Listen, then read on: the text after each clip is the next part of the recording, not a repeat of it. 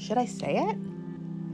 Am I doing something wrong? Or is it that I'm doing something really, really right?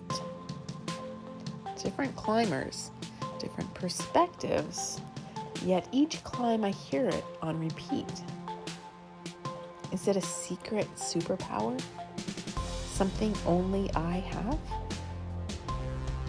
The hardest thing they've ever done? Scared? Petrified? I don't get it. I simply cannot connect. It was beautiful. It was incredible. It was a choice. I choose to climb challenging mountains. I choose to challenge the mountains of my mind. The climb that I faced in the wake of traumatic brain injury was not a choice. Left with only 30% eyesight, survival was not a mountain I had any interest in climbing. No driver's license, no more skiing, no more cycling. My autonomy was stolen in a split second. My identity, everything about who I was, wrapped up in sport, adventure, and independence, was lost. Or so I thought. Unable to envision life with such compromised eyesight, I fell deep into darkness. Traumatic brain injury, cognitive, psychological, and physical change. Doctors claimed that without invasive medical intervention, I would not survive 3 days. That was 3 days too many. Hit hard into a fictitious novel, this was not a character I wanted to be. I wanted no part of this story. The hundreds of hands and hearts that did not give up on me when for more than 2 years this story was set in hospitals and rehabilitation centers. They were the beam of light in my smile as I stood atop the true summit of my first 8,000er, our world's 8th highest mountain. I wanted the view, the perspective, the peace for them, because their love and commitment led me from death's doorstep to 8,163 meters, an absolute dream climb. Unbelievably easy in comparison to the bar my traumatic brain injury set. Standing atop the summit of Manaslu, the strength sparked fire within. No longer would I choose to be a stoic character hiding in the shame of scars. What happened, happened. I choose my response. I choose what happens next. I descended in awe, with ease, with inspiration, and with light guiding me towards a new trail. Vision 8000. The name came as naturally as the sun setting behind the Himalayas. Brain injury, vision loss, and eating disorder stormed like an avalanche following an innocent accident on a sports field.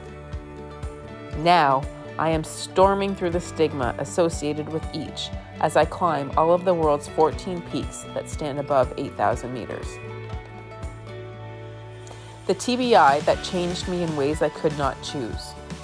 Now, I choose to embrace impermanence, the life I nearly lost. One climb, one step at a time. With every swing of my ice axe and kick of my crampons, with every storm and every form of life's climbs, others can witness how I have chosen to respond. A surreal story starting in the foothills of the Bavarian Alps led to Earth's edge, its darkest depths, and its most painful places, to its most prominent peaks. Every single living human can connect to adversity. It undoubtedly looks different than mine. Yet, What is the same is the opportunity to choose our response. I choose to use every bit of the vision I have, allowing others to see what can flourish from impermanence. In the mountains, I have found answers to existential questions, deep philosophical wonderings concerning the nature of my existence, my purpose. No longer a teacher in the literal sense, I have gained an opportunity to teach others so much more than could be learned in a formal school setting. The mountains are the classroom, and every single day, lessons are offered. I challenge others to consider what difficult truly means and to reflect upon the power of perspective and possibility. Summited by less than a handful of humans, the world's 14 highest peaks, an intricate combination of physical and mental strength, Vision 8000 could not be possible without a team, both on and off each mountain.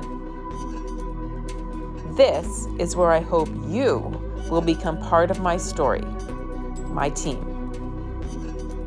With your support, I welcome the opportunity to share stories. Be it shocking or sullen, sunny or scary, along with endless adventurous chapters between. I offer live climbing clips and the beat from base camp. I can speak firsthand about drifts atop Delagari and ravaging winds on the way up. Getting lost in the death zone on Kachinjunga. Purple toes and frozen nose.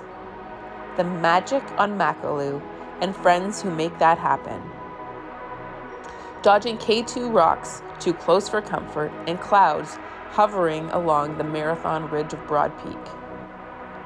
I have 8 more 8,000ers to fly your flag atop of and wear your gear along the way. From brain injury to recovery, relationships through trauma, running through vision loss, eating disorders through adventures, speaking to particular peaks, adversity, 8,000-meter escapades, or any combination that could spark your community's fire. Check out mountainsofmymind.com for all of the ways you can become part of the supporting cast of Vision 8000, this story that I choose.